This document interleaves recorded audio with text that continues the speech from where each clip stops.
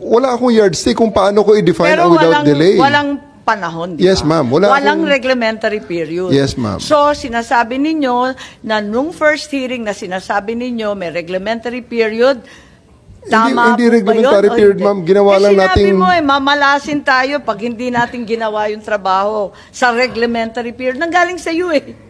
Nagulat nga ako eh. That could be a misstatement that I really thank you for giving me the chance to clarify. Because yung statement sa mga warrant, sa implementation ng warrant, ma'am, Kasi tinanong pa To kita the eh, delivery- anong reglementary period? Nagulat ako eh. Anong period yon? Tapos sabi mo, Article 125. Nasa transcript po natin, page 205. Arian. So anong kaya ang tama ngayon? Bakit tayo nagmamadali kung wala naman deadline? Ito ay arrest with a warrant? Desisyonan na po natin.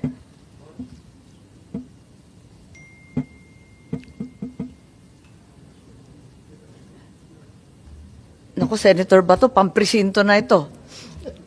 Palagay ko, hindi naman pang general itong mga topic na to. Lalo na yung CIDG pa.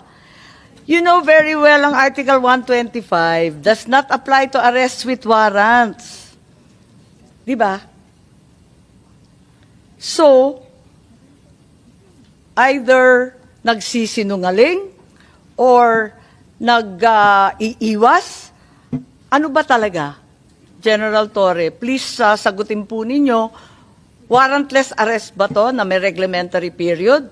Or arrest with warrant pero nagmamadali kayo dahil sa isang dahilan na hindi masabi?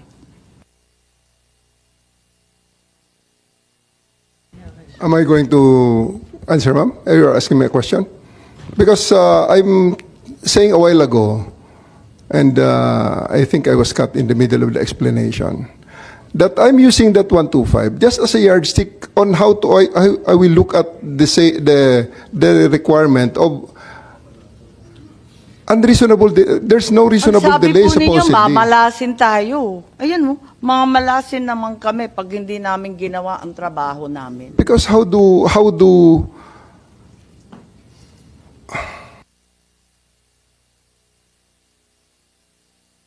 Po.